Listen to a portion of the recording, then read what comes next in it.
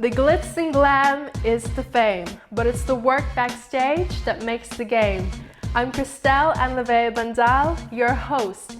Come with me behind the lens and watch their stories unfold.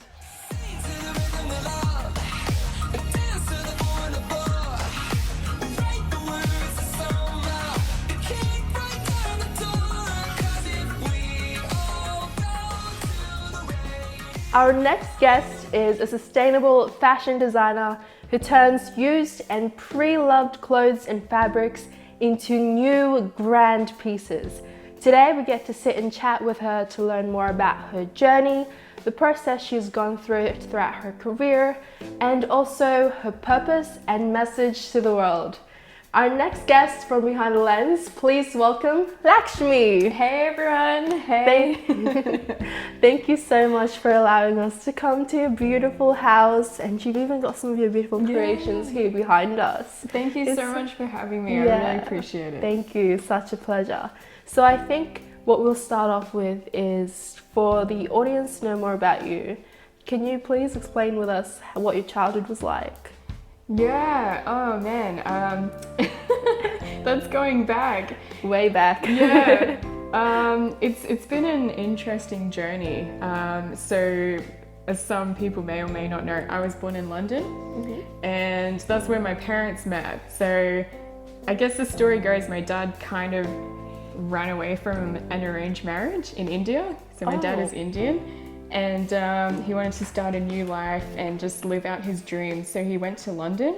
And my mom is English Australian. So she wanted to chase her dreams as well, left Australia and went to London and met my dad. And so they got married in basically private, didn't really tell anybody, had me, and then told everybody. So it's an awesome story. So I grew up there for my very young part of my life. And then we flew between Australia and England a couple of times. And then we eventually settled in Australia when I was about 7. And we were in Perth. And then from there went to Queensland, where I spent most of my life in Brisbane, and ended up in Sydney about 4 years ago. Wow. Yeah. Wow, you've lived around the world. Yeah, kind of. From like England, then back down here to land down under. Yeah, pretty much. Was the transition different, or it was alright for you? It was interesting because even traveling, we also moved a lot in areas. So we were in lots of different houses. So I was very used to having to make new friends quickly. And you know, lots of different schools, and I was involved in a lot of programs even at a young age. Me and my mom did a lot of performance work, like we'd make costumes for shows and we did some acting. So you're constantly like meeting new people all the time. Yeah. So I found the transition exciting. Yeah. Not really that sad. I was always excited to see, you know, where are we going to go next? Who are we going to meet next? So it was kind of an adventure. Yeah. And I guess I can kind of relate to you as well. We do move around quite a lot. Sometimes we might even only spend 6 months in one place and then we'll move. It's really exciting because then you get to learn the skill of communicating with people and learning how to make friends and connect with people a lot easier. Exactly. Yeah. Which is a really important skill. It is, yeah. So you mentioned that you were with your mum, a costume designer. Can you tell us a little bit more about that? Yeah, so my mom, she's been doing this way before I even existed. So she used to make a lot of her own clothes, and her stuff was more very arty. So she was actually an art student, and we have artists in our family, like dating all the way back as well. So it's always been in the family, and it was her dream to do fashion design and art, but she didn't really get the opportunity to do it, just with circumstances and family. And it turns out when I was born that I like the same thing, so we ended up working together, and you know, I think that love that you have between a mother and daughter, you start attracting the right opportunities and people to you, and we were able to have the opportunity to be a part of shows and productions, which is really cool. That's so cool. That's like a dream team right there. Yeah. Really blessed, honestly. Yeah. So art just runs in the family. Pretty much. Yeah. And it's weird because I didn't know that it did until I started asking my parents questions and found out we even had fashion designers in the family. Oh, really? Like grandma, great grandma. I'm like, oh, okay. Yeah. Interesting. So that makes sense. So what really inspired you to start kind of like a career in the fashion industry? Yeah, so I think when I got serious about it, it was in high school. So growing up with being surrounded by that sort of creativity, my mum taught me how to make my own clothes. And so during high school, the clothes I would make would really start getting noticed by my friends. So whenever we had fancy dress day, I would wear one of my crazy pieces. And everyone's like, oh my gosh, that's so cool. Like, where'd you get that from? Like, can I have one? Like, blah, blah, blah. And so I ended up making dresses for friends at high school. And then my dad's like, why don't you turn this into a business? Like, you're getting some orders coming through and it's getting out there. And I was 15 years old. And that's when we actually started putting pen to paper and putting plans into making it a proper business. And then as that progressed, I thought, I think it'd be really good to go to fashion school. And just through, a lot of prayer and faith and, a lot of things happened to get to that point. But when I was 16, I ended up getting like an internship with a famous fashion designer, Australian designer. He's amazing. And so I was working one day in his shop. I was doing a couple of days in high school, and then I ended up getting into fashion school, and I was doing that 2 days while I was preparing my business. So I was doing 4 things in my senior year of high school. That's amazing. So that's when I really got serious about it. So you were in school, you were doing internship, and you were, what did you say? You're preparing your business. Yeah, so trying to grow Lakhsmi Bee into a proper business, into a company. It's been around for a while. It's been around for a long time. Wow, that's amazing. So you've been creating from a very young age, and since then you're already wowing your friends. Like it's just, can't you just see? Like it's just a wow factor. Thank you so Like when much. you see it, it's just so unique, and I guess that's you as well. You're just so unique. Thank you. Yeah. Oh. So when you came around doing all those things at once, did you ever come across any challenges? Oh yes. You don't get good things without challenges. Yeah. There was like wall after wall. There was like crazy things that happened. I think if I could pick one of the challenges, it would be my mental health. So I suffered from really severe mental health issues. And that came from things like being bullied at school for being unique or being different. Even the area we lived in, there wasn't a lot of mixed race people. So I was one of the few mixed race people in that school. So obviously I stood out a bit different. And growing up, we didn't have a lot. So we often lived in, I guess you would say, the lower sort of economical areas. And the school I got into, my dad worked really hard to put us through private school. And even though we could go to a nice school, we still lived in what was called a not very nice area. And word gets around in that, circle, you get bullied. So Yeah, that's really tough. yeah, it was pretty tough. So I had a lot of depression, anxiety, and even battled with suicide pretty bad at that point. And honestly, it was the creativity and having that outlet that enabled me to get through a lot of that pain, having a goal and being focused. Yeah, that's so good. I think that's also a very important message to other people who may also be going through it right now or have gone through it, to let them know that they're okay and they've got to find their passion, I guess. Your passion was in the arts.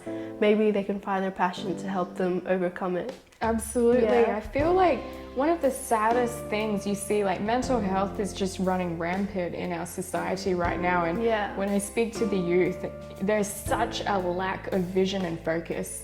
And I feel like, we're so distracted today. There's just so much happening, and we're so absorbed in what our neighbor's doing, we forget what are we doing. And if you don't focus on yourself and develop who you are, you can't find out why you're here on earth, like what your purpose is. And I feel lucky in a way that I grew up in the time where you know, social media wasn't around, but I was young enough that when it came out, I could still tap into it. So I've lived on both sides, having it, you know, not having it, and then having it and being able to understand it. So I had that time to invest in books and stories and things that, you know, you don't hear about that often. And even my grandmother encouraged me to read poetry, and you know, my mom would read us like lots of different bedtime stories. And just as a kid, like when you absorb yourself in books, I feel like books are like living gold. You can research things online, but you'll never get the same amount of authenticity that you can get from a book. Even the way you speak and the way you write, you can learn a lot from the way books are written and the way they come across. So I feel like, you know, being on a self-discovery journey, that's step one. Like find out who the heck you are first and then pursue whatever that passion or thing is inside you that makes you happy, and that will help push you forward. Yeah, that's so good. How do you think we can help the youth more help them on their self-discovery journey? Like especially with social media and everything's just going fast, like fast fashion just comes in and out, and it just seems like one new thing was a trend, tomorrow it's gone. Pretty much. Yeah, so they're just absorbed with the idea of being accepted by the people around them. How do you think they can overcome that and be unique? Absolutely. I feel like, you know, even my generation and older, we have a massive responsibility to look after our younger generation. You know, I've heard a lot of older people who complain like, oh, kids these days and blah, blah, blah. But then you always hear like, you know, you raise that generation, you know, and we have to understand that times change and we need to be able to adapt and relate to our young people. And I feel like using social media as a tool, as a service, rather than looking at it as something negative. I feel like even what we're doing now, like making videos like this, being real and authentic and truthful, and as an older person, share your experiences. You know, don't be afraid of the camera. Like get yourself in front of a camera, tell your story, and you're going to inspire a lot of people. And I know young people, you know, they love watching videos and things online, and if we have more good content out there in the phones, I think we can get the message across and help them a lot more. That's probably the first thing that I would suggest to go for. That's good. Yeah, and that's what you're doing at the moment with your work and also being here, just sharing your message. So when you were growing up, going through all these challenges, did you have the support of your parents, or was that just you and yourself? It was both. Yeah? So the funny thing is, like, you know, your parents love you at the end of the day, and they just want to see you do really well. And it started out with both of them, you know, supporting me. Mom has always number one, like my biggest fan in terms of the arts. Of course, Dad is as well, but he had other ideas for me. And I feel like just coming from that traditional sort of background, even with my Indian roots as well, often, you know, I guess even on the other side, like the old-fashioned thinking is like, you know, doctor, lawyer, like these are the credible like jobs to sustain your life, whereas things like art are seen as fleeting, you know, something that you can't support your family on. And the thing is, going through this journey is, answering your question is, there were hard times. And the thing is, when you grow a business, you can't expect to have things just amazingly and magically work overnight. This thing is a year-long process. And if you want a business that's sustainable and that lasts, you're looking at 10, 20 years. Like I hear, you know, from so many amazing entrepreneurs, like they're averaging 20 years, some of them, to build these amazing empires. So it takes work, and there's going to be so much failure. But when you're failing and your family sees you failing, of course they want to help you. And they're like, maybe you should do something else. Maybe fashion's not for you. Why don't you just do it on the side? Like, why don't you go study? Or in our family, it was real estate. So our family's background is in real estate. So I was always sort of kind of persuaded to go that way. Like, you know, real estate, like, you know, make some good money for yourself first, look after yourself. And to be honest with you, I like real estate and I appreciate it, but it's not my passion. It's not my passion to have as a career, and it made me very unhappy. And I spent the last 10 years jumping from real estate to fashion. That's part of the reason why you haven't seen Lakshmi Bee in the forefront over the past 10 years when we started, because I would spend a few months in the business, then I'd leave and I'd go to real estate, do some stuff there, come back. And I was always darting because of that confusion. So I didn't have the full support in that time, only because they didn't see the payback from the work I was putting in, which makes sense. But I think now as an adult, I ended up, leaving real estate as a salesperson. I still help out with the, background work every now and again, but it's not my main goal anymore. So I ended up getting a part-time job. Sometimes you got to, hustle and do the little things to support your dream. So I got a part-time job, pays the bills, and I get a couple of days to just focus on Lakshmi Bee. And the goal is to make this my full-time. So answering your question, there wasn't always support on the way, which is extremely difficult, and it brought a lot of challenges. But now, as an adult and seeing the progress that we have made, I think everyone's seeing, okay, I think this is her thing now. Like, we'll just let her do it. Yeah. Because as you said, when you're building a business, people don't see what you have to do and what it actually feels like. Only you know. And only you understand, because you're the one directly, at the start, you're the one who's directly at the front and also at the back.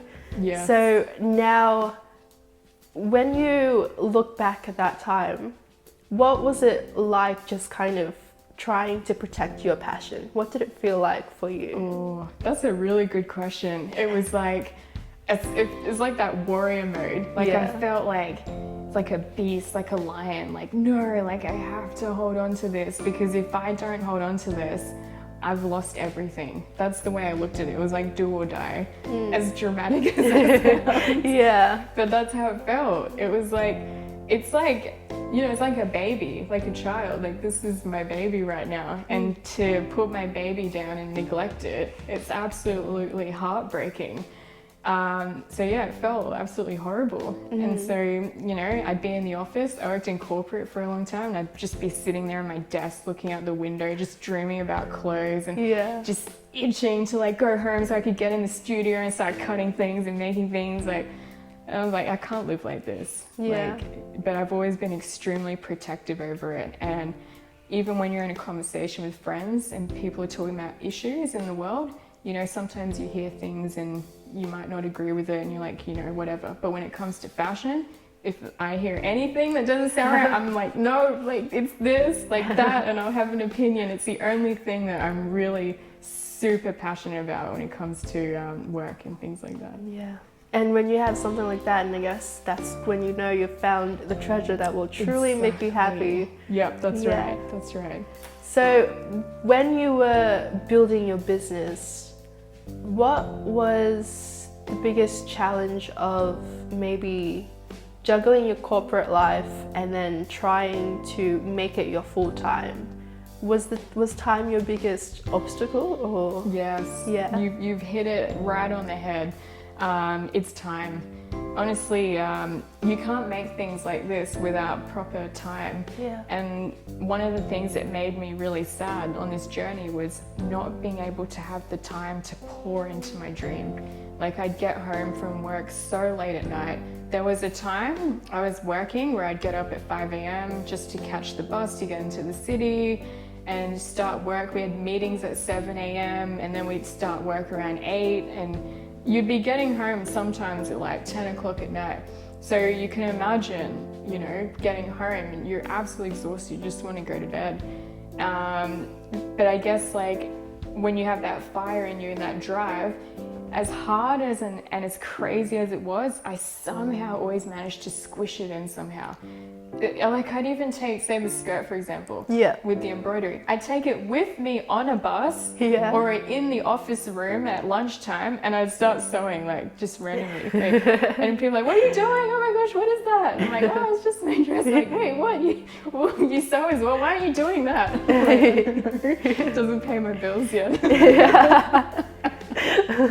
Like, I've got to find a way to live, and then I'm still doing this. So there was a lot of times like that where I had to just just make a way to make it happen somehow. Even if it meant sacrificing nights out with friends, you know, after work or on the weekends, I would just be in the studio all day. And I know some people get frustrated, like, why haven't you answered your phone? Like, you know, I'm the worst at replying to messages and answering calls. If I don't answer, I'm probably in the studio in the zone. Yeah. So You're like, don't disturb me, I'm Pretty busy. Yeah. So what was the turning point when you were at your corporate job, on your desk job? What was the turning point where you were just like, no, I'm not doing this anymore? You know, I had that moment like probably like 100 times. Yeah. That's why I was darting in and out. Like I'd be at that desk and I can't describe it to you. It's like this burning agitation, and I'm just like, oh, like why can't I make fashion my full time? Why do I have to work here to pay my bills? Why can't that pay my bills? It's not fair. Just sitting there. Yeah. And then I would just see all the office ladies going in and out, and it was like something that wouldn't leave my mind. I'd look at their skirts and their blazers, and in my mind I'm calculating, oh, if they moved it here it would look better, if they had a brooch here, or if we took in the skirt a bit there. It was like a play in my mind. And then it was times like that where I would face my fear and I'm like, that's it, I'm quitting. So I actually went in and out of a lot of jobs, and I would quit, and then I would spend like a few weeks making a collection, something like that. And then the return, it wouldn't come back because I hadn't invested enough time in it, or I would give up, or the influences around me would tell me to drop it. Then I was just back at uni again, back at the desk again. So this was an ongoing cycle that happened over the past 10 years. So it was just like an ongoing battle within the passion you had inside yourself, and also the external influences where they're like, no, you can't do this. Yes. You have really thick skin to be going through that many times. Yeah. So what was it like just juggling that multiple times, going through that cycle? What made you so tired of it? It was like, you know, the one thing I realized, like I'm 27 now, and it was only a couple of years ago I realized this, was that I had been repeating the same cycle over and over and over. I'm like, there's a pattern here. Yeah. And I thought, okay, something has to change. And I'm really thankful to my dad. He did instill something in me that I've kept to this day, where he introduced me to mentors and entrepreneurs. We were very poor when I was young. So my dad said the best time, or the best way to spend time with a really wealthy or successful person is to read their book. Yeah. Whereas now you watch a video. But back then it was book. So growing up, we had stacks of these like entrepreneurial books, like all these entrepreneurs, you know, Chicken Soup for the Soul and Storms of Perfection, like all those kind of books, just stacks of them. So I was a kid, like I would go through them. And one thing that these entrepreneurs had in common was like this fight to become who they are. It was a battle. And I recognized the similarities in my own life. Like, okay, so these challenges aren't going to go away. They're a part of life. Okay, what are we going to do to change this? And then one thing that I observed with them is they would end up making a sacrifice where they might have become homeless, or being super broke, or living off, you know, 2-minute noodles, something like that. I'm like, okay, so you have to make a sacrifice. Like, that's how you get over this hurdle.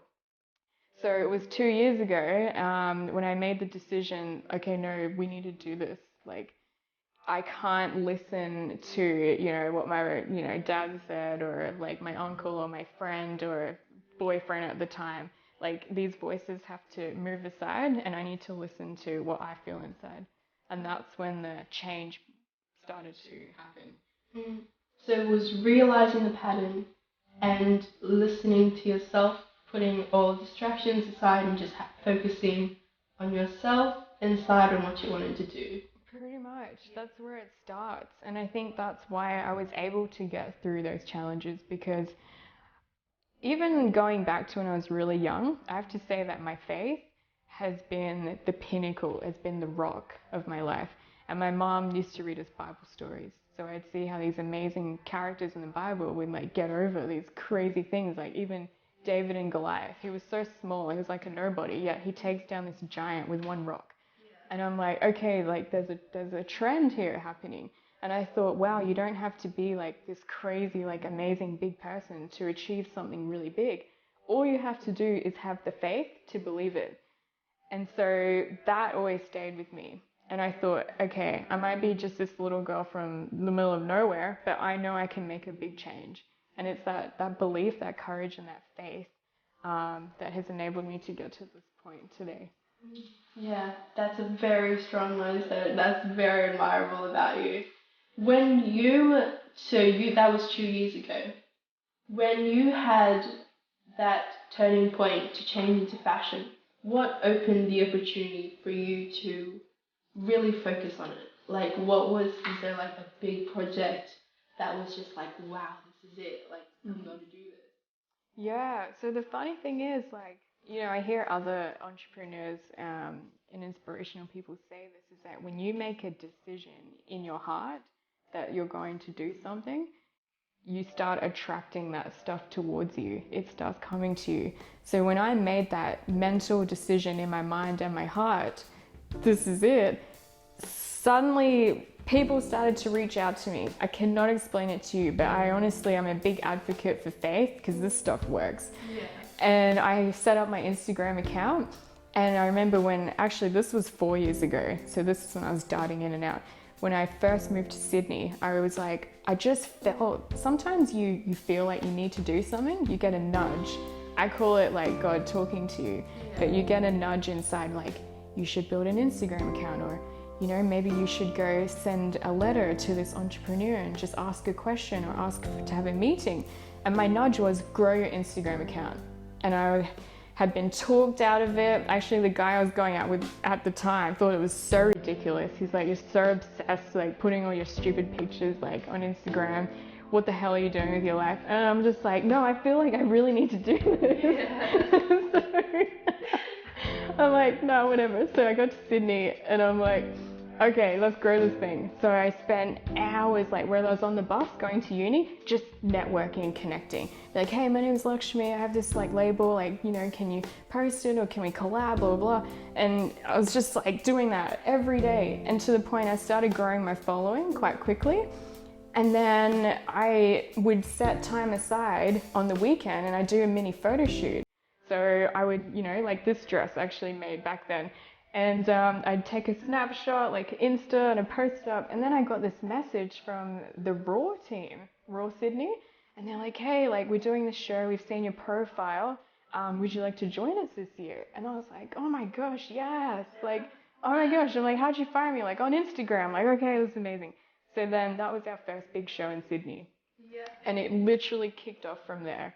So after we did that show, I remember like I poured everything into this collection. I actually quit uni. Oh wow. To do it. Yeah. Project. I was halfway through my semester and I was like, you know what? Okay, stop it. Okay, God, I'm listening to you. And it was so hard because I only had about a year left of uni. Oh wow. And I was like, nah, you're all in, Lakshmi. Like, you got to do it. Quit uni. Halfway through semester, I spent 2 months making the best collection I could possibly make in that time. And I poured everything into this thing, like sleepless nights, day and night, struggling with mental health. I was in a new city, I had to start from scratch. And like, it was so hard because I had to leave my job behind in Brisbane. So I was living off like Centrelink just to pay my bills. And, I had no friends and like, I had, some awesome people who were trying to help me. So I was always lucky I had 1 or 2 people who were trying to guide me, and that helped me. And then we did the show, and then after that, word started getting around. So people started talking about this collection, and then I got more opportunities. And in that 1 year, we did 3 shows. So we got asked to do 2 more after that. Wow. And that's how I met the Western Sydney Fashion Festival crew, because they saw that I'd done 2 other shows, and they saw the pictures on Instagram. And then through there, I met the amazing people who've helped us get to this point. So it just shows you, how things can play out. Yeah. Wow, that is amazing. Your story is so cool. You've been everywhere. So looking back at what you went through to finally do fashion for a living,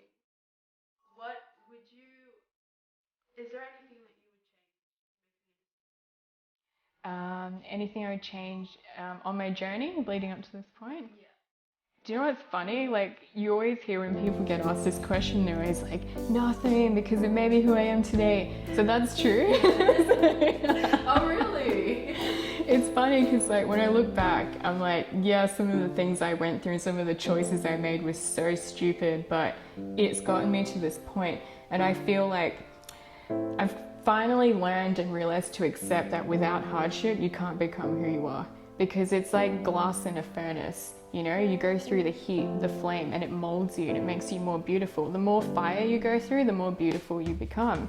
And it's a self-discovery journey. But I have to say, one of the biggest things that would stand out is overcoming distractions.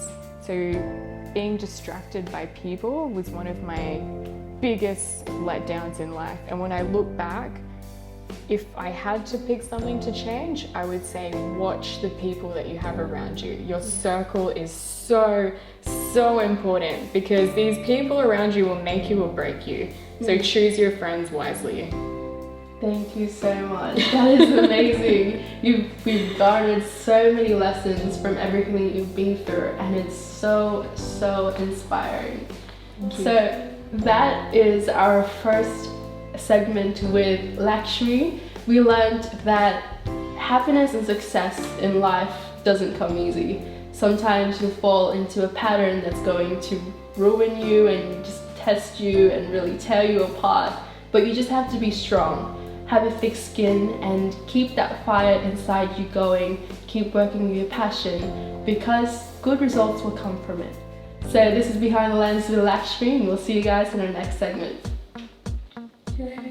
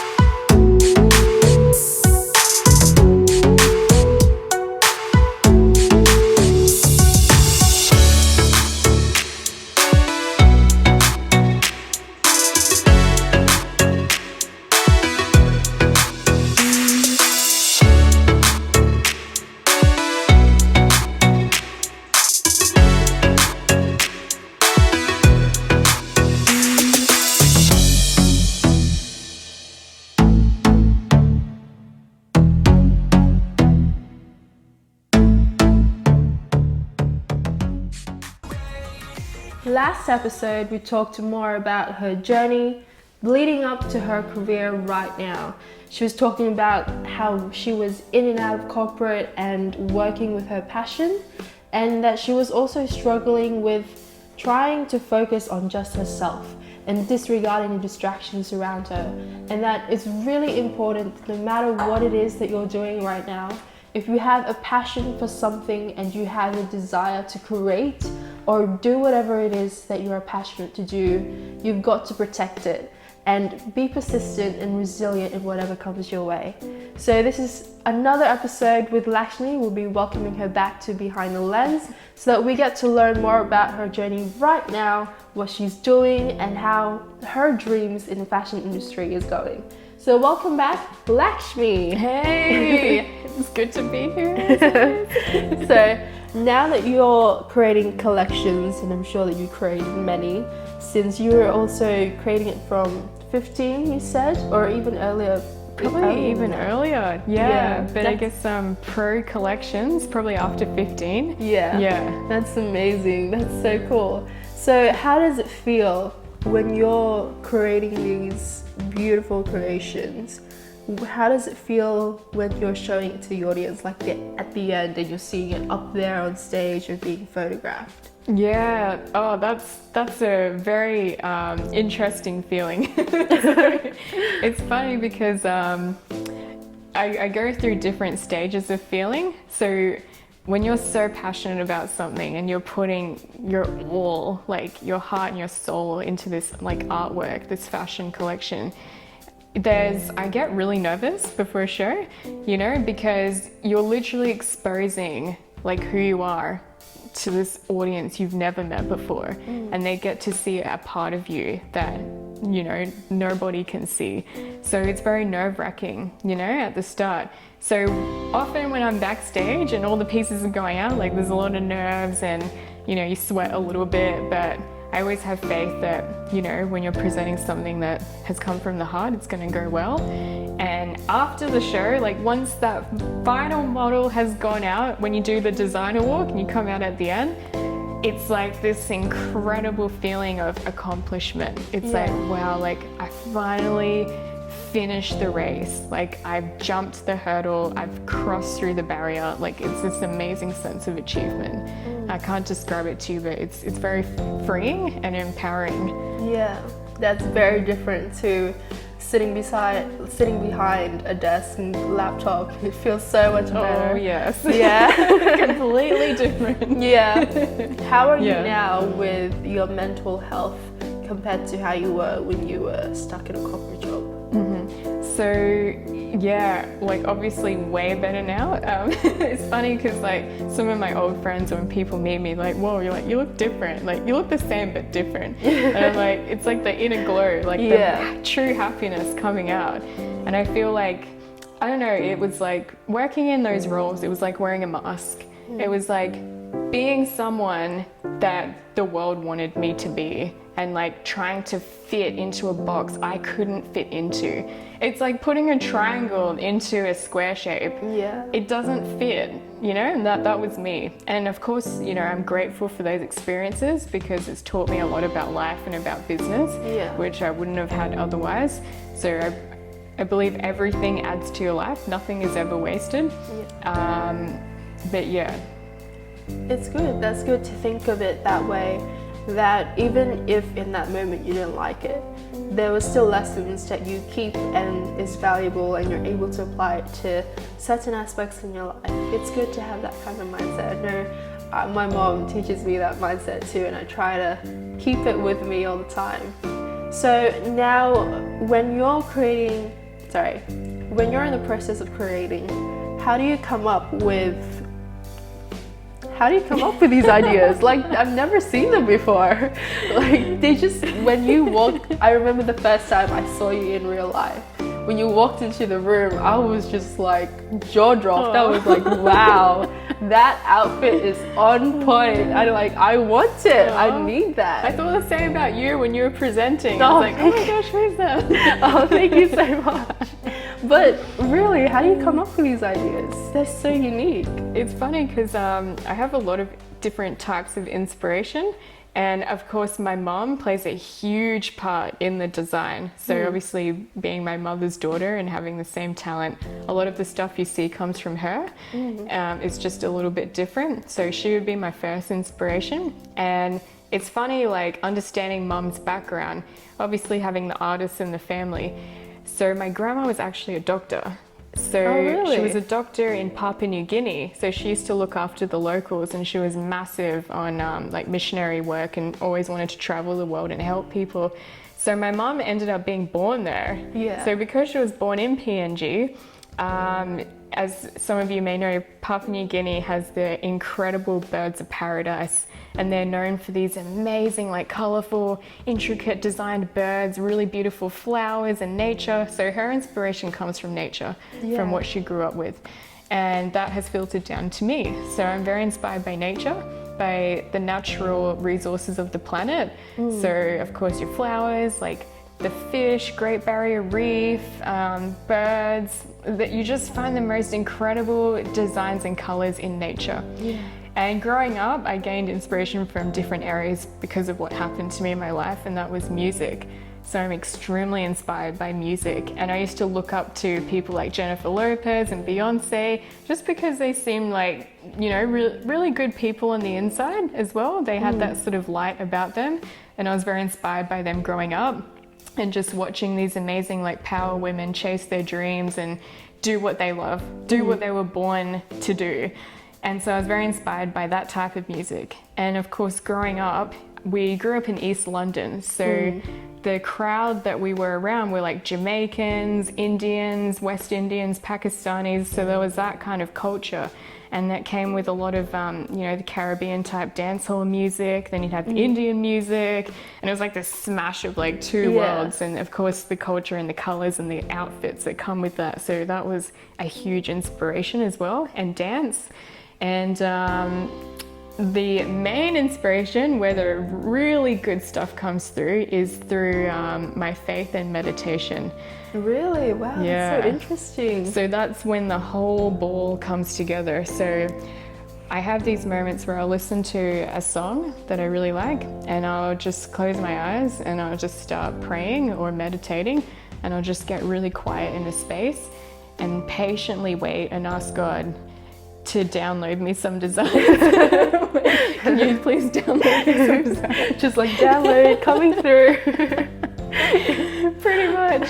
So that's where the things you've never seen before, it comes from those moments. That's where my truest inspiration comes from.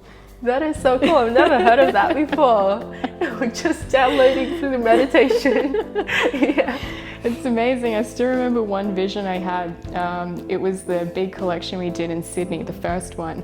So what most people don't know, that collection's actually not finished. So because I had 2 months to do it, I only got the base of it done, but the base was good enough. It actually is supposed to be covered in embroidery, but of course that would take, you know, a year to do something like that. So the concept for Desert Queen came from meditation.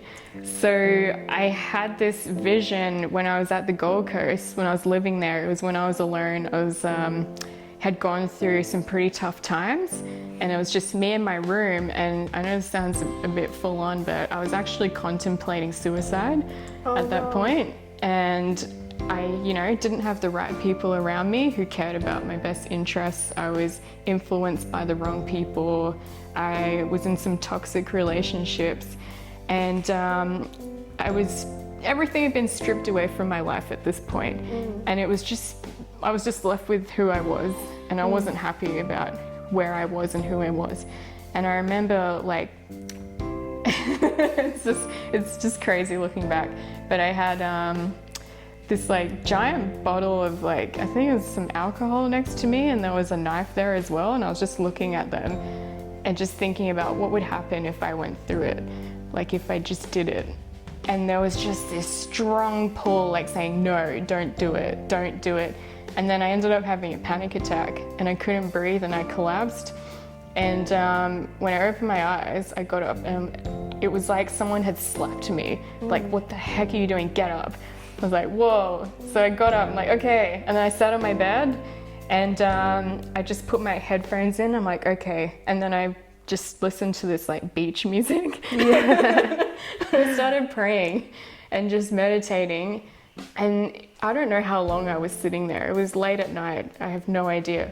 But I saw this incredible vision of this collection of a woman who was a conqueror, like Wonder Woman. And she was marching through this desert, and she would go through checkpoints, and every checkpoint she would get to, she'd have a new outfit. So first she would be in like green, like starting the journey, trekking through the desert.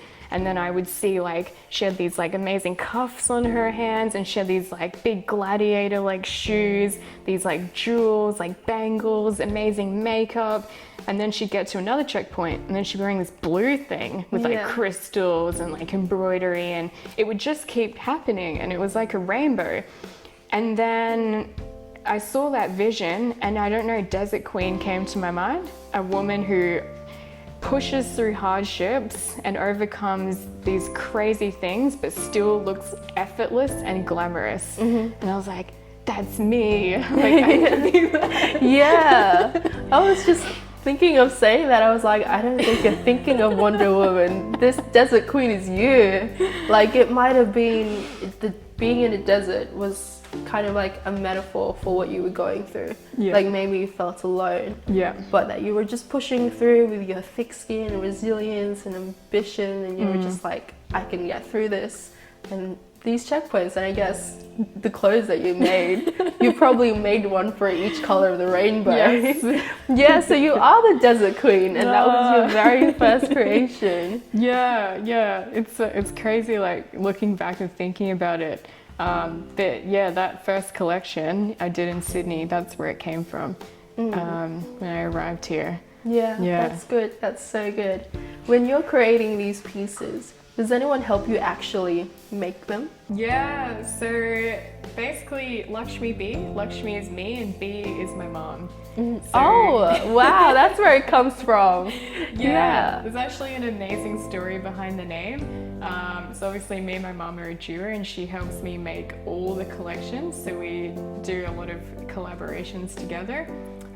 Things like Desert Queen I did alone because we're in transition and moving house, so I did it by myself. And you can actually tell the difference when she's helped and when she hasn't. So my mom is the artist. She's the one responsible for a lot of the embroidery and the art. And often my job is to design the piece. So the structure of the garment and all of that stuff. So she's the massive driving force behind making the creations. And with the name Lakhsmi Bee, so Lakshmi was actually my Indian grandmother's name, and she was a designer. So she used to make my auntie a dress every day, every single day. That's so, wow. And so I was named after my grandmother. And on my mom's side, my grandfather's side were the background of artists, and he was obsessed with color, and he just had a great appreciation for art. And he used to call my mom Bee as a nickname, and he called me Bee too. So that was our nicknames. So that's why it's called Lakshmi Bee. Oh, that's so cool. That's amazing. So you were talking before about how nature was your inspiration, and how you take that as kind of, well, it shows in your pieces. It's just very refreshing to see.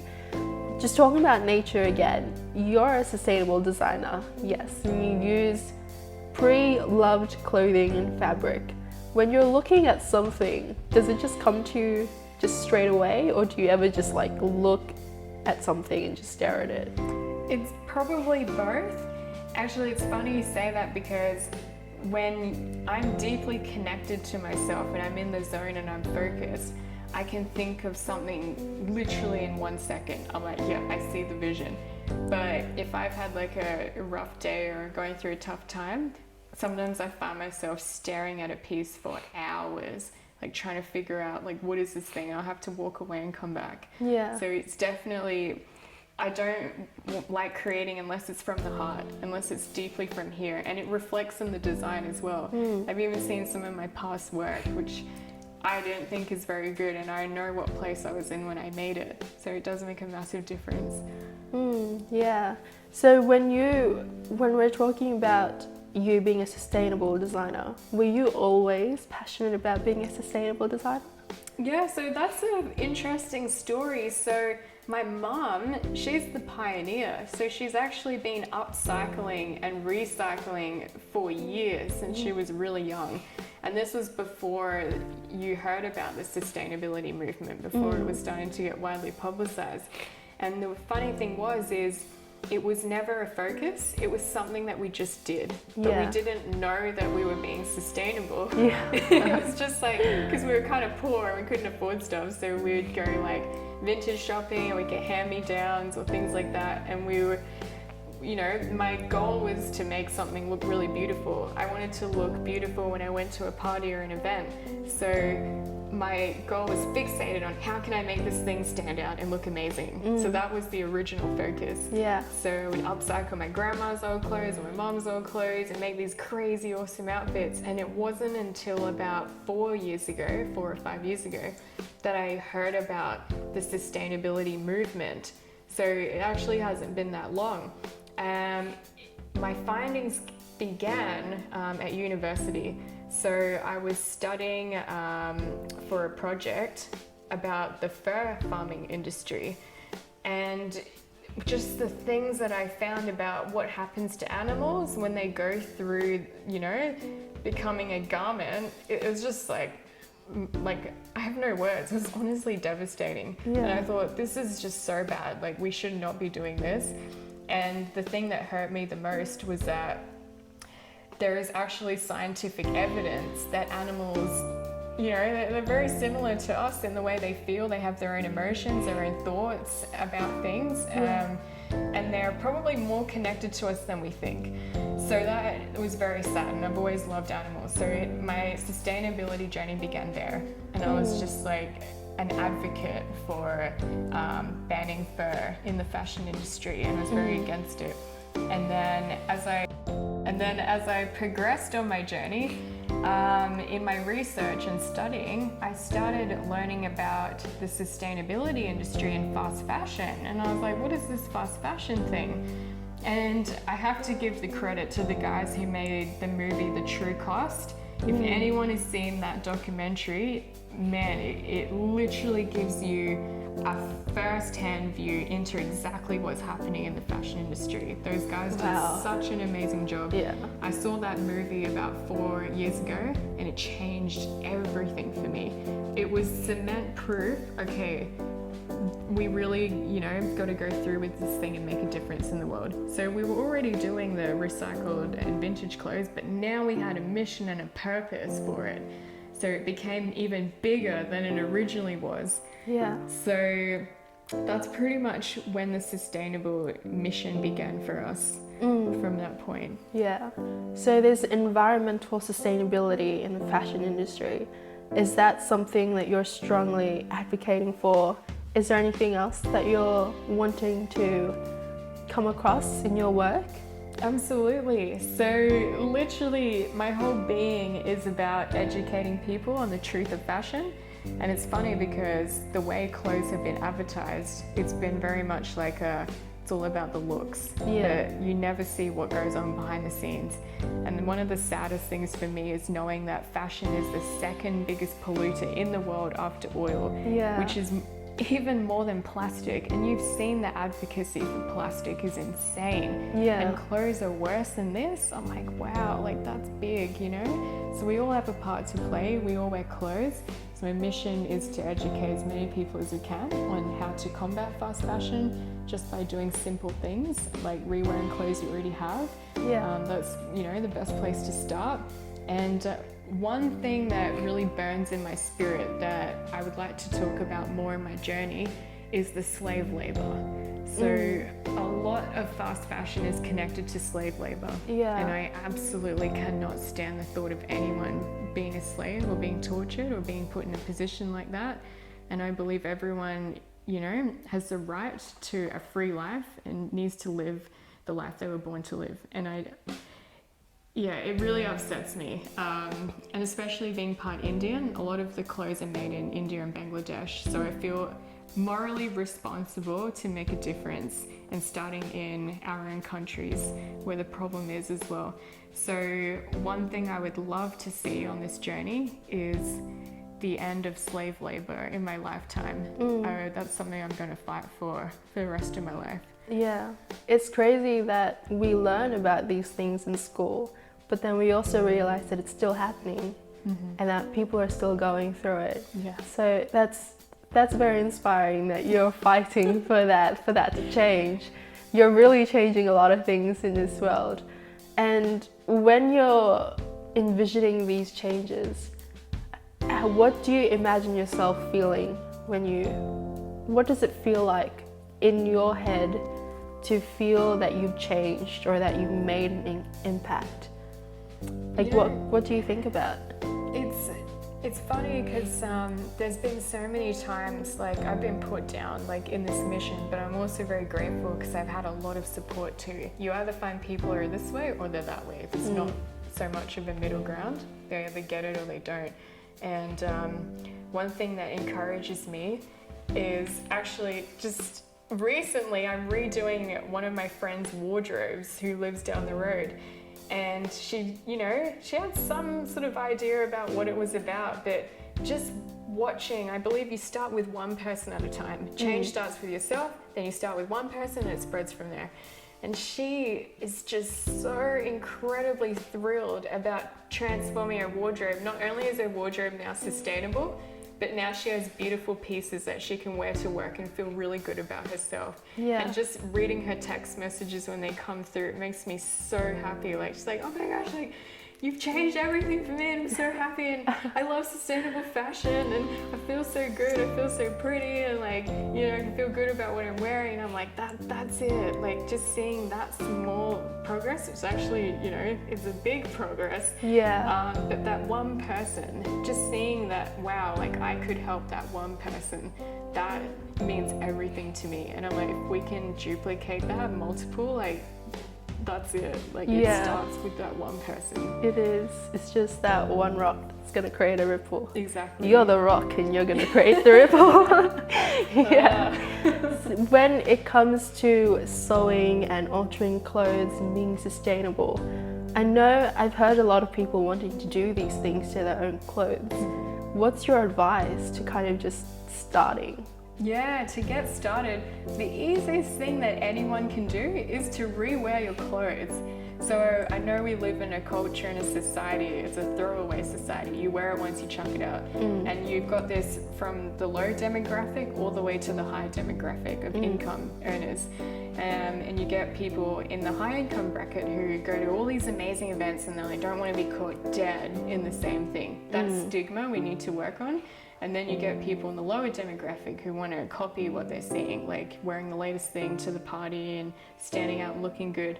But one thing, and I've tested this out so many times, is you can wear the same thing and it's okay. Yeah. Like, it's not a big deal. And the awesome thing is, like, me and my mum always talk about this, the shoes. You can transform a whole outfit by the shoes that you wear. So I could wear this dress with silver today. Tomorrow I could wear this dress with green heels, a green belt, and it's a new outfit. Yeah. And no one can even tell. Of course the fashion conscious people will notice, but they'll appreciate it. Yeah. And then the general public doesn't notice. And I've worn the same thing a few times in a week and people still compliment on it. And I believe accessories are your key. Change your accessories, change an outfit. And that's easy. Anybody can do that. Just go through your wardrobe. You can do gold one day, silver the next day, like any color you want, and you can transform your whole outfit. I would say start with what you have first. Yeah. Wow, that's a lot. I think that can apply to a lot of people, especially those that are so-called social media influencers. They're always being caught with the latest thing and they're always wearing something new. You never really see them wear the same thing twice. And that's where fast fashion comes in. And then, so when you're creating these clothes, do you ever keep in mind the trend that's coming through? Like, do you try to stay in trend? Yeah, so I have a lot of things I can say about trends. We could be here for a while, but I'll try and keep it short. I believe as a creative, you have a natural innate ability to predict trends or things that people will start feeling like they want to do. And my whole life, ever since I was young, I've always been able to predict trends. You get a sense, I feel we're all spiritually connected, so you get a sense like what someone's thinking on the other side of the world, you can be connected to that if you tap into it. So for example, right now we're seeing a lot of python and alligator come back, the fake sort of skin style. And I've been feeling that coming through probably a year ago. I saw a vision of a dress made from an alligator looking type fabric, and it just wouldn't leave my mind. And now it's everywhere. And another example was the power suit. So a few years ago, you were seeing, I think it was Blake Lively was wearing this grey suit, and it was had the white sort of squares print on it. And I saw a vision for that exact same thing a couple of years before it came out. And this has been an ongoing thing in my life. And the other thing about trends is, of course, everything always comes back. That's why I say keep your clothes, because this python thing, we saw this happen years ago. Like, even before I was born, this thing was happening, and now it's come back again. So, you know, keep everything, it'll always come back. And the second thing about trends, which is what I'm just starting to talk about now, is basically trends, I believe, were created to make money. Trends are a business. So the way it's portrayed, businesses portray their trends is, oh, you have to have this thing, because if you don't have it, then you're not going to look really good and you're not going to be on point. So it's a fear factor. It freaks people out. Like, oh, I want to look good. Or it might not even be fear. It might be like, oh, I just want to look really like awesome, so I'm going to buy that so I can look awesome. And I believe there's a few tactics. You know, you have to remember fashion has been made into a business, and these people want to make money. Otherwise, you know, what's the point for them? And I actually did this amazing course in Orange County. So I flew over a few years ago, and I got to spend time with this incredible woman who studied science and fashion for over 40 years. And she worked in the garment trade, and she would tell us some of the insider secrets. And one of them had something to do with the little black dress. So one of the reasons little black dress came about was that if they could convince every woman she had to have a little black dress to look good, we would always buy a little black dress forever. It would be something we would always do.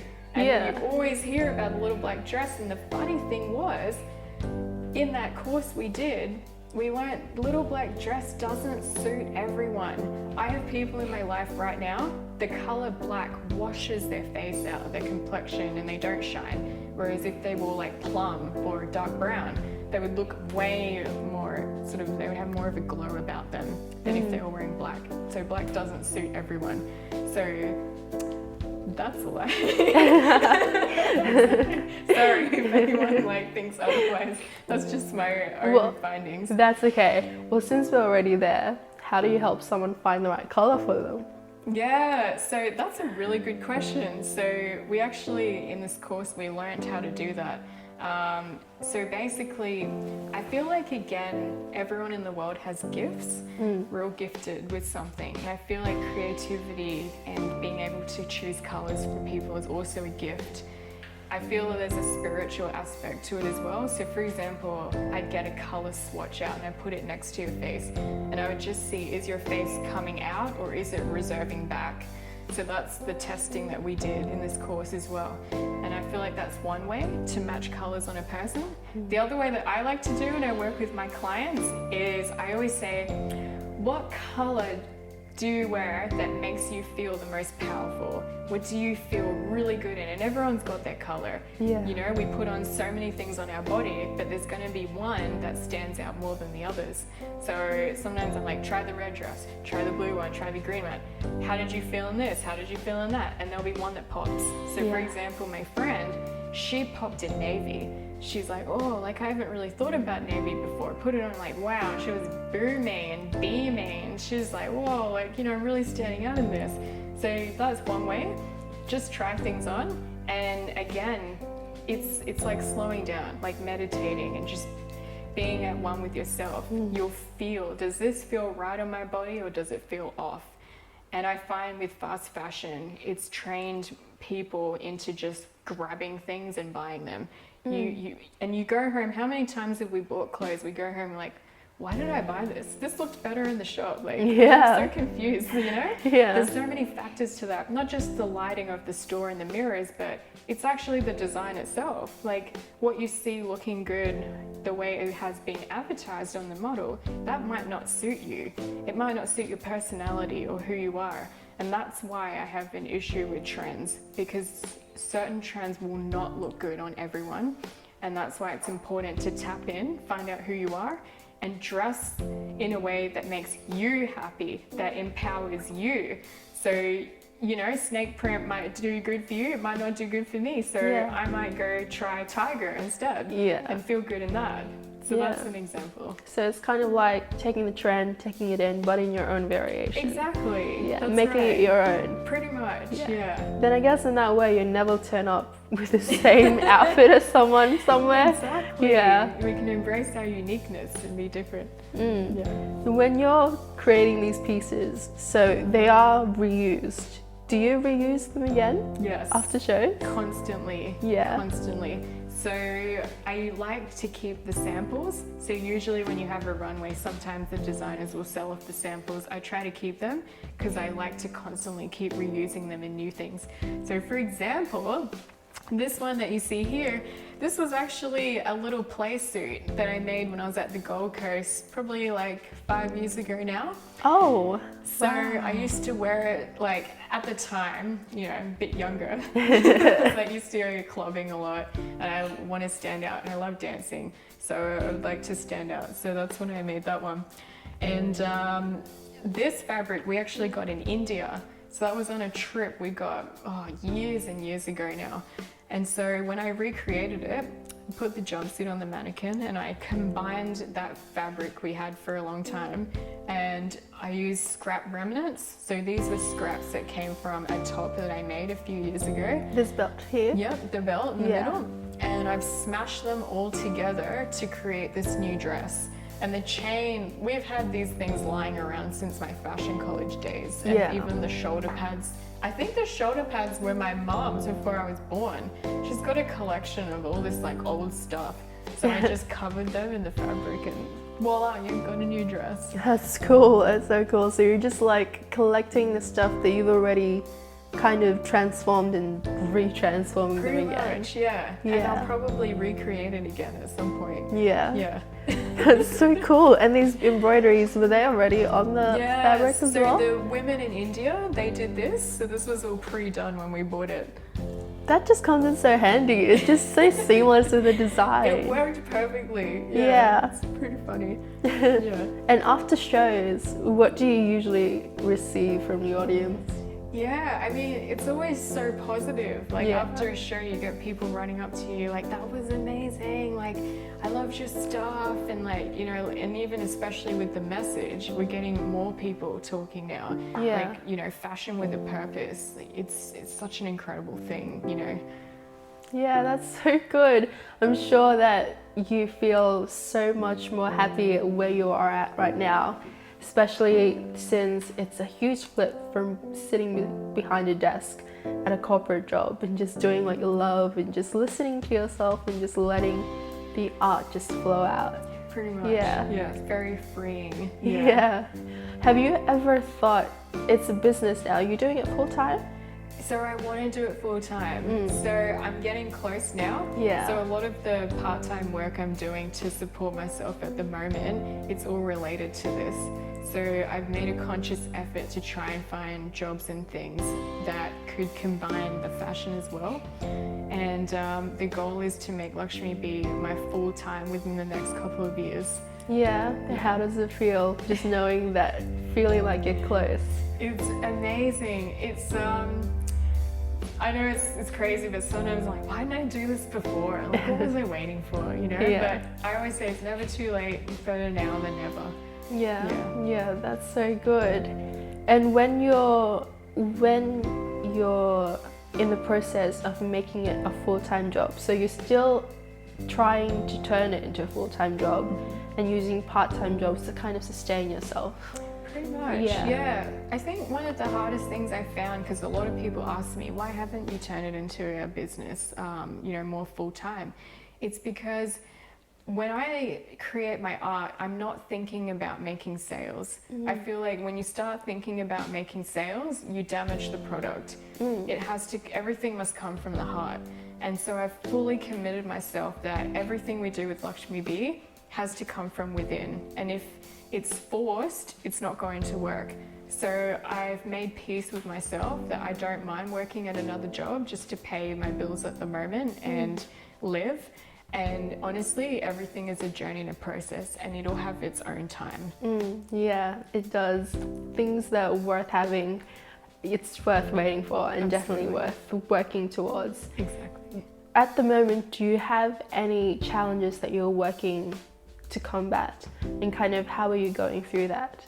Absolutely. You know, I think I'll use a recent experience. One of the biggest challenges for me, myself, is my mental health. Yeah. So I've overcome a lot, which I'm, really grateful and happy for, but it's an ongoing battle. So yeah, I feel like with mental health, it's an ongoing battle. It's something I wouldn't say I've completely overcome. I still struggle, especially having gone through some of the things that I've gone through in the past. I'm still healing from a lot of things. A lot of damage that was done, but I'm really excited and happy that I have gotten to this good place in my life now where it doesn't hold me back anymore. Yeah. Whereas it did hold me back for years. Yeah. Whereas now I can still get my work done and still battle through it at the same time with ease. Yeah, and with your mental health, do you also share that kind of experience with other people? And kind of like help them get over that? All the time. You know, it's so funny, like some people say, you should be a counselor or something. like, oh, okay. It's funny because I have coffee with a lot of people. I just thoroughly enjoy taking time out of my day just to be with people and listen to them. I feel like that's something that we don't do enough, is to just be absorbed in someone else and listen to them and what they're going through, and being able to offer a helping hand by using our own experiences, being raw and real.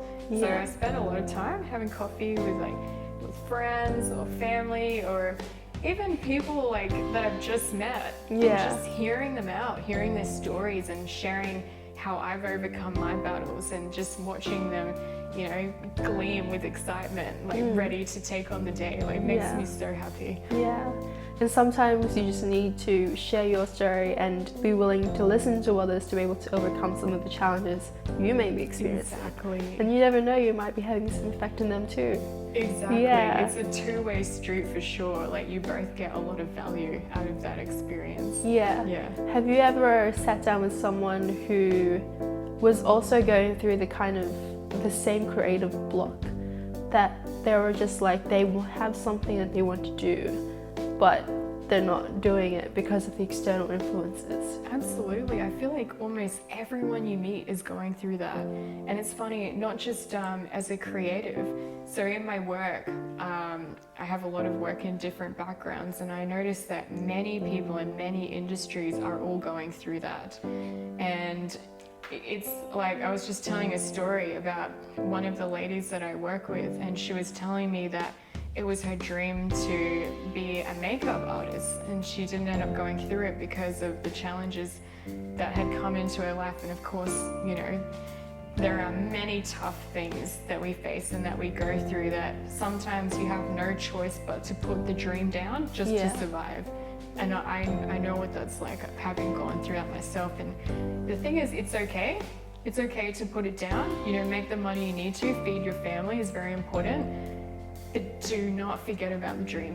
Even if you can do just one little thing on it, that little thing, it's going to add up into lots of bits and become something. And so that's what, we've done over the past 10 years. Even though I hadn't been full-time into it, I'd always do at least one thing. Even if it's writing something on a piece of paper, or on a weekend sewing a button, anything, or drawing a sketch, it all accumulates and adds up, and it starts to become something. Yeah. And so you also said that everyone's got that similarity, that they're all going through it. What kind of message or advice do you have for those people that they can kind of maybe repeat to themselves to keep themselves strong? Maybe something that you were saying to yourself when you were going through it.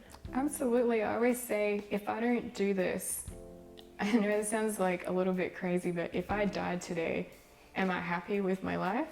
If I went to you know, if I left Earth and I looked down and I saw life for what it was in the broader perspective, the picture, and I see how small it really is, the whole perspective of life and the things that people stress about and get crazy about, how small those things really are. I'm like, I don't want to have regrets and think, why didn't I do more? Why didn't I just do it anyway? Why did I let myself get held back? And those questions scare the heck out of me. So I don't want to be that person. So even when it's hard and I've had to, you know, pay bills and things like that, I always say, as I mentioned before, keep the flame alive, keep fanning the flame, even if it's writing something on a piece of paper, even if it's just saying to yourself in the mirror, like, you know, like, I am that I am. So for example, what I would say to myself in those moments was, one day I will be, you know, one of the greatest fashion designers that ever lived, with a mission. And I tell myself this since I was little, but then I would revert to saying, no, I am one of the greatest fashion designers that ever lived, and I will help heal the planet and people through my work. And I say that to myself every day at some point. Even if I don't even get to touch my fashion that week, I'm having that conversation with myself. And that in itself is making progress. So just having that constant conversation with yourself and kind of reassuring that your passion, whatever you're passionate about, is okay, and that you've just got to keep it alive somehow, whatever it is. Absolutely. Yeah. Yeah. That's a very strong message. Fan the flame. Yeah, just fan the flame, keep it alive. Exactly. Yeah. Thank you so much for your time, and thank you. I'm sure that the audience and myself have learned so much from your story. Thank you so much. Yeah, and I guess that goes to show, just like what we went through in the previous episode, you will go through a lot of challenges, but it's really just about reassuring yourself and focusing on yourself to make sure that you protect yourself, protect your heart, protect your dreams, because it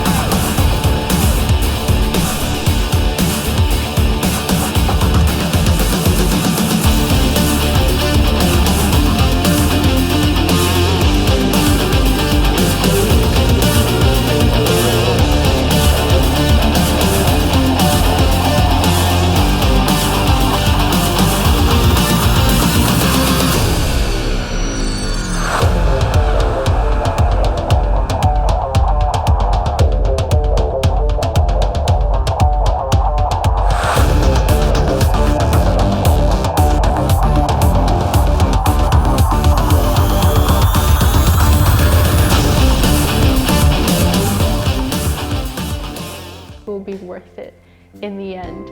And the fashion industry is changing. Like, we're going through trends very fast, they're coming and going, and you're seeing all these social media influencers with the best clothes and the best lighting and everything, and you're tempted, and that's okay. But you have to understand that it's a business and they want your money. But what you have to think about is that what you really want? You always have to come back at the end of the day to yourself. It all comes down to what you want, what makes you happy, and what makes you you. This is Behind the Lens with Lakshmi, and we'll see you guys in the next one. On our last episodes, we talked more about her journey that has led up to her career right now, or the career that she is still building and working towards. And we also talked about the fashion industry, how it is at the moment with fast fashion, and also how slavery is still a thing. The things that we would learn in history at school is still happening, and she is working towards being a leader of a movement that will change the dynamic and change the conversation and inspire others to be strong for themselves and also for the coming generations. So we're welcoming her back to Behind the Lens, and we're talking about the future, and we're talking about what her inspirations are and what her future projects. So welcoming back to Behind the Lens, Lakshmi. Hey! Thank you again for letting us come here and interview you at your beautiful home with your beautiful pieces. Thanks so much for having me. This has been awesome. Yeah. Your story has been so inspiring, but what I want to know is everyone's definition to this is very different. How do you define success? It's so funny. I feel like as I get older, that answer always changes because I feel like whatever massive thing you've overcome in that moment, that's what you call success. And success is the journey. It's all the checkpoints along the way. That's what I feel like success is. I feel for me, success is, first of all, finding out who you are. As it sounds so small, when you just say it like that, but it's actually, that's your whole life. Life is so precious and it's really here for a moment. So the quicker you can find out who you are in this planet and what your purpose is everything. I feel like that in itself is success because that's going to be the journey that you live out. And how do you feel you are with your definition of success? Where do you feel you are right now? Do you feel like you're fulfilling that? I feel like it now. It took a long time to even get to this point, but at the end of the day, I'm still only 27. I feel like I still have a lot to learn and very far to go. And I'm honestly excited just to see like what life dishes up for me next, like what that looks like. Yeah. And also with you're working in the fashion industry and it's constantly changing. And you said that it's going around in the history. What do you think it's going to look like in the next 5 years? The fashion industry? Man, like it's funny because everyone I think has their own idea on what fashion looks like, especially as a creative. You create your own sort of universe in your mind of what you want things to look like. But I think it's really important to notice what's going on in the world. Well, what are the issues? What are we facing? It even stems like all the way through, what's happening with the environment, even through like media and politics. It all plays a massive part on what fashion looks like and how people are feeling in these moments and in that time. I feel like one of the biggest influences on fashion is going to be the environment, because we're going to get to a point where we actually can't live, and in terms of our survival, we need to change the way we're doing things. And so with fast fashion being such a massive issue, and I find a lot of fashionistas in the industry who are obsessed with fast fashion and the latest trends. When you're so absorbed in that, it's hard to tap into and realize what's actually happening on the earth that you're walking on every day with those heels. The place where you set foot, the place you call home. This is the most important thing. This is a resource that we need to look after. And the way things are going, it's gotten so bad now that the screams are just too loud to ignore. It's such a massive issue now that unless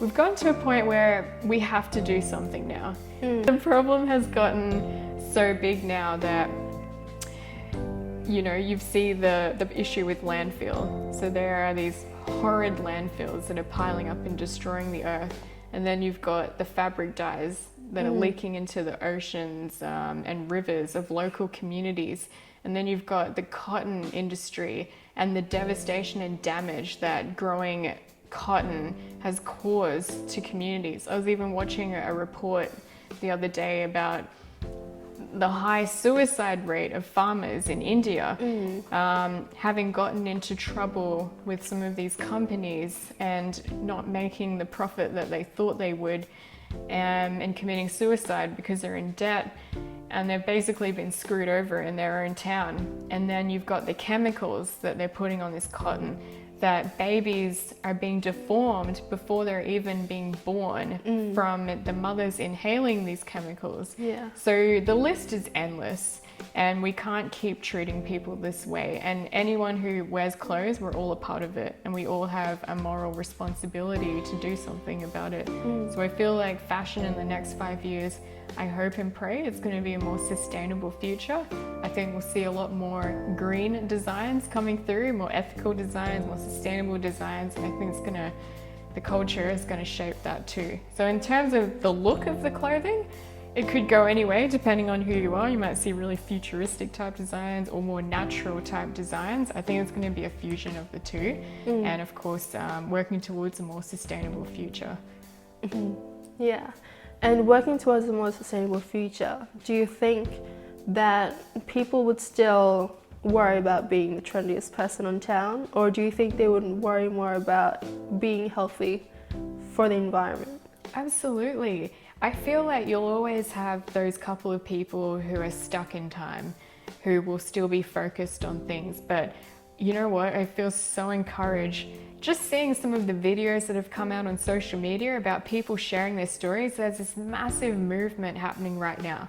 And of course, it all started with that one person, but it's spreading like wildfire. And you see so many entrepreneurs, like even Gary Vee, who I love, sharing things about, you know, finding out who you are and not being afraid of what society says. And there's massive movement of freedom, for people being who they really are and not being afraid. And there's so many movements out there for women and people in general.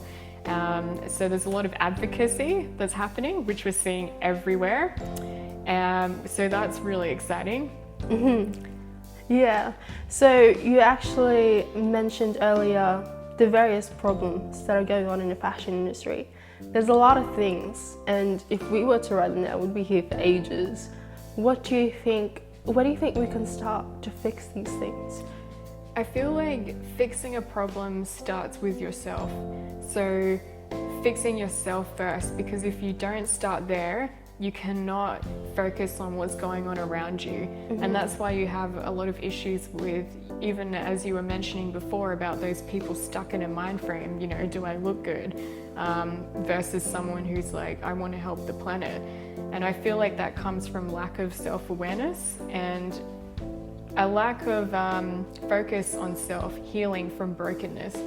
Everybody's broken in some way. We've all been hurt. Somebody's hurt us along the way, and a lot of people carry that pain with them. I feel like focusing on self, I know it sounds really cliche, like just forgiving people and letting go of bitterness, that will open up a whole world for you to be able to see. And rather than focusing on self, you receive so much peace and healing when you just put your focus on serving others. You heal yourself by serving others. And it's weird because when we think of serving others, it's like, oh, like, you know, I don't want to do that. Or if your mom's like, can you help me with this? And it's like, really? Like now? But you know, it's those little things, those little moments of just saying, yes, okay, like, mom, like, I'll help you with this. Or doing something nice for a friend, writing a really nice text message to someone. Like, you don't have no idea how healing that could be for someone. You know, saying sorry to someone, even if, you know, you feel like they might have wronged you, just being a bigger person. It's all those little things that we can do in our life that will bring us healing and that will open our lives to bigger and better things. Yeah, and it always comes down to how you take care of yourself. And before, actually, you mentioned that you listen to Gary Vee, and I do too, actually. His message is a lot about self-awareness, and that really is important. Do you think that is the key to kind of just overcoming not just your own problems, but also just the start of healing our home, the planet, the earth? Yes. Yeah. Absolutely, because broken people can't fix, you know, brokenness. So you have to become a whole person first before you can bring value and goodness to others. But the process of healing is by stepping out and doing it anyway. No matter how bad you feel, it will heal you by stepping out. So if you feel broken or depressed or upset, one of the best things that you can do to help yourself is get into action. Is to, whatever that looks like for you, like joining a youth group, or, you know, helping, you know, a foundation. There are so many foundations out there now. You just Google and you'll probably find like 5 in your neighborhood. Yeah. Go join one, you know, cleaning up the neighborhood, or spending time with people suffering from mental health. Even just opening up the conversation with your own friends and family, like saying, hey, like, how are you? Are you okay today? You know, like, I just have this weird joke. My family always laughs at me. I'm like, are you okay today? And just start laughing. Like, yes, Lakshmi. Like, no, really, are you okay? You know, and we just like laugh it off. But, you know, it's, you're opening up the floor for people to have the freedom to be able to communicate that stuff with you. And as we were talking before, even what we're doing now with this dialogue, like, you know, you guys are helping me realize things, and I might be helping you, and the viewers might be getting something out of this. It's just, you know, not being judgmental, and instead of operating out of a place of brokenness, is putting the focus on others instead of yourself. Yeah. Of course, taking care of who you are, but thinking, how can I make the world better today? And sometimes it's as little as listening or asking a question. Yeah. And with that in mind, is that always a message you say to yourself when you're creating these things? Absolutely. It's funny, I wouldn't be sitting in this chair now with this collection behind me had I not gone on that journey. Yeah. I could not help anybody or couldn't do anything until I started focusing on fixing myself. The only reason this has popped up now is because I went on that long journey of self-discovery. But in doing so, I would try my best to help others. But when you're in that screwed up mental place, it's very hard to think about being kind to someone, and I'm sure everyone can relate to that. When you've had a bad day and you feel like the world's against you, the last thing you want to do is like think about helping someone. And it takes a lot to get to that point, but I feel like we're very lucky in our generation, in our world now, where there's so much resources available online. Like you could be having the worst day, get on YouTube, type in how to feel better, or Gary Vee, like, you know, and you just watch that and soak it up. It makes you feel better straight away, and it frees you to be able to be a help for somebody else. So that's all a part of the journey. Yeah. And it's normal that we go through those things, and it's important that we stay strong for ourselves. How do you stay so inspired and stay creative? Do you have like an inspiration board? Do you have like Pinterest? Like, how do you stay so inspired and colorful in your work? It's a bit of everything. I think how I stay inspired would be making sure I take at least one day out for myself to just, you know, repurpose and revision and reposition myself. Because when you live in a fast-paced world like you do today, it's so easy to just fall into the trap of busyness. And when you get busy, you lose a lot of that creative power or energy that you had. So that's why you hear, I know a lot of entrepreneurs saying wake up before dawn, or, you know, go to a quiet place. Like, you don't have to get up at 5 a.m. I personally don't like waking up at 5 o'clock. I'm more of a night owl. I'll stay up till like 4 a.m. and stuff like that. It's the other way around. Yeah, it's the opposite. But yeah, just being in a space of quiet when the world is quiet, you know, and healing and taking care of yourself. Because when you feel healed and at peace, the creativity can then flow, the inspiration can flow. And if you get really, really stuck, I just like music, finding really, really good music, putting it in your ears, going for a run, going for a walk, being in nature. If you aren't able to get into nature, just sitting down with a book and a pen and writing all your thoughts out. And I feel like being able to get out all the rough energy inside, like anger, bitterness, sadness, depression.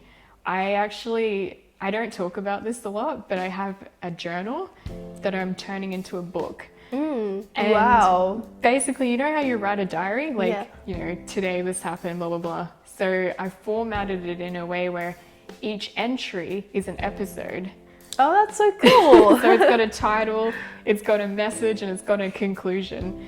And I'm hoping to turn that into a series at some point, but I try to document, and that helps me release a lot of the tension from the day. And it also helps me as you write. Writing is powerful.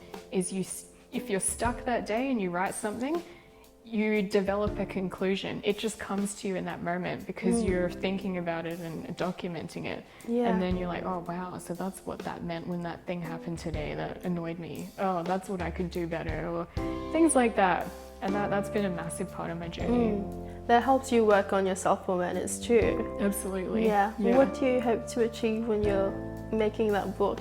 Like in the back of your mind, like what do you hope for it to be, the impact it has on the people? I want people to be free from the chains, the mental chains that bind them. I feel like a lot of people walk around with handcuffs. Like I call them like spiritual handcuffs. Or you know that old-fashioned ball that you put around the leg back in the day? That's kind of just like slaves? dragging you. Yeah, it's like the big ball and chain. Like to be able to free people from their chains, which come from up here, that would be a real blessing to see that, because coming from someone who was bound in chains for a long, long time, to be able to have learned how to get rid of some of them, and I'm still getting rid of them now, I would love to share that knowledge and wisdom with others and see them live their best lives as well. Yeah. And so you're also not only helping others, you're documenting the things that you've done, the things that you've overcome. Just looking back at it now, just very quickly, how do you feel? At the whole journey? Yeah, just looking back at everything that you've been through and just realizing that you've been so strong, the things that you've accomplished, the things that you've had to go through, and what you had to say to yourself, the things that you had to do to yourself, the routine and everything. Just how does it feel now, just knowing that you've gone through it all? The first thing that usually comes to me is I'm so glad that I didn't take my own life back then, because I would have missed out on all of this. And it's that, just looking back, anyone who feels like giving up or like they just cannot live another day, yes you can. You absolutely can. And as bad as it is, just do not do it. Like, you have no idea what's ahead of you. You have no idea. Your life can change in an instant, and you don't know when that's going to be, but it's going to happen. And that's a pattern that I've learned about life, is the power of perseverance, faith, and not giving up. And I love it. Sarah Jessica Parker in Sex and the City says this line that I love. She's like, 10 years can go by. I don't know the quote exactly, but 10 years can go by and you can see nothing change. And in 2 years, the most significant things in your life could happen. And I live by that. It's so true. That's very strong. That's a very strong message. And now, just listening to yourself and protecting your passion, you're creating these beautiful things that you've loved creating. And that's something that you've always been inspired and motivated to do. Do you have anyone that you're hoping to dress? Like, is there anybody in mind, whether that be a celebrity or anyone? There actually is someone that jumps to my mind straight away. So my passion has always been to dress influential women who are making a difference in the world. Like, they're the ones that, inspire me and that I love so much. And I feel like there's a lot of craziness happening in society, and I'm not so much into the whole celebrity culture thing. I feel like you can be a celebrity and have, a very positive influence, but I would say women of influence. And I'm talking about the women. You don't have to be a big or well-known face.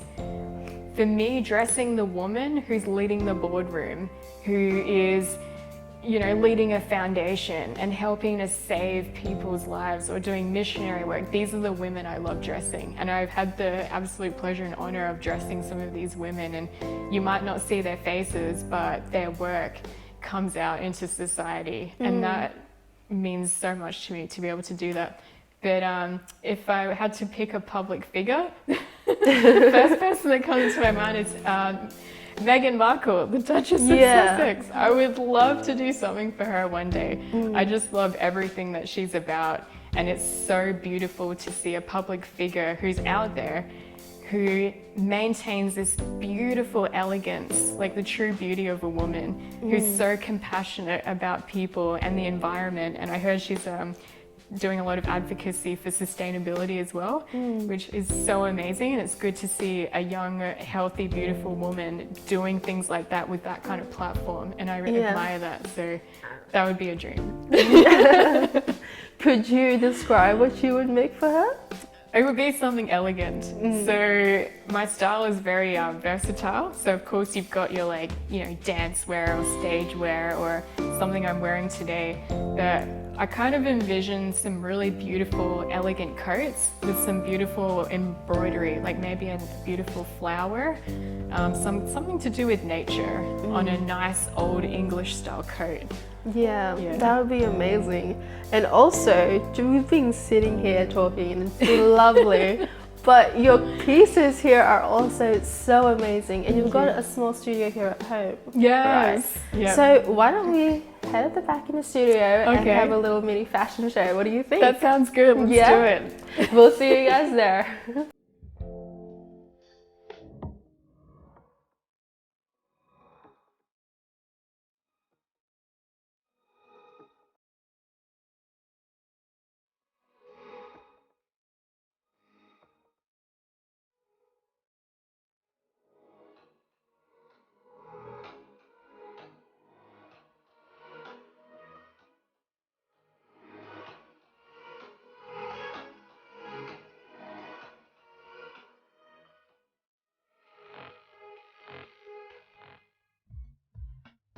Welcome back, and guess what? We're dressed up in Lakhsmi Bee. Yay! So would you like to describe kind of how you came about designing these clothes here? Do you want to start with yours? Yeah, absolutely. So the collection that you guys are seeing, so this is from our Dinner at Tiffany's collection that we did last year. And there's a couple of pieces missing, but these are some of the key pieces that you saw on the runway. And basically everything that you see here has been upcycled and recreated into new fashion. So for example, like the play suit that you're wearing. So I actually made this play suit when I was about 18 years old in Brisbane. So that was a long time ago. And it didn't look like this before. It was actually completely plain and it had gold borders all over it. So in my journey, I've moved away from gold. It's not really my color. I've gone more down the silver way. So I actually ended up removing all the gold borders, all the gold beads, and I have redone the whole outfit using fabric scraps and remnants. And Mom actually did the birds, so she got tiny pieces of scrap fabric, pieced them together and made these birds that you see here. That's amazing. All hand embroidered. Yeah, and what about this one here that you've got this suit? It's beautiful. Thank you. Yeah, you've even got like the embroidery here at the pockets as well. Yeah, so actually you might recognize this is a piece of this. So we had chopped a bit of this up and for another project. So we had a few scraps left over and we were just playing around with them and thought, oh, why don't we put some of the pockets? So Mom did that. I put the actual jacket together. And the fabric that you see, we've had this fabric for years. I actually can't tell you how old it is, but I remember having it all the way back at our house in Brisbane, which was a really long time ago. So I've used some old fabric, it still looks really good. And Mum has made the embroidered flowers, which was also inspired by the Papua New Guinean tropical, hang on, let me redo that again. Landscape. That's okay. Okay, rewind. Okay, so Mum actually embroidered the flowers, which are inspired by the PNG tropical lifestyle. So all of this is scrap fabric. We've incorporated some old vinyl that we had left over from some, I think it was some old jackets and belts we did a while ago. There's velvet in there, crushed velvet. There's sports fabric. You know, I see jerseys? that. Yeah. Yeah, so some of that in there. and beads from India. Oh my gosh, we got that's on so our cool. travels. It's like you've just gotten lots of little bits and pieces together and made it beautiful again. Thank you. Yeah. It's like wearing a little piece of history, so everything's from a different time in a different world, so it's pretty cool. It's a Yeah, cool feeling. it's like they've got their own little story. Pretty much. Yeah. So your journey, your story has been so inspiring. Where can the people check your work out? Absolutely. Thank you for coming here and being on this journey with us. So our label is Lakhsmi Bee, and you can find us and read more about our mission on lakhsmibee.com. You can also find us on pretty much all social media platforms. If you type in Lakshmi Bee, it will pop up, or you can follow me at my handle _Lakshmi Gowda. Thank you so much. It's been such a pleasure talking to you. It's been such an honor to be with you guys. Thank Yeah, you. I've been able to learn so much, and I'm sure our viewers as well. We've learned that, as from our previous episodes, life isn't always straight, and you've got to find a way to protect yourself from all the external influences. And we also learned that in the recent episode, this one here, that the future, there's a lot in store, and we are shifting our focus to focus more about our health and our well-being. And that is a good place to start, because from being self-aware of the things that we need to fix from ourselves, we're not only healing ourselves, we're also healing everyone around us and hopefully the world. This is Behind the Lens with Lakshmi, and we'll see you guys next time.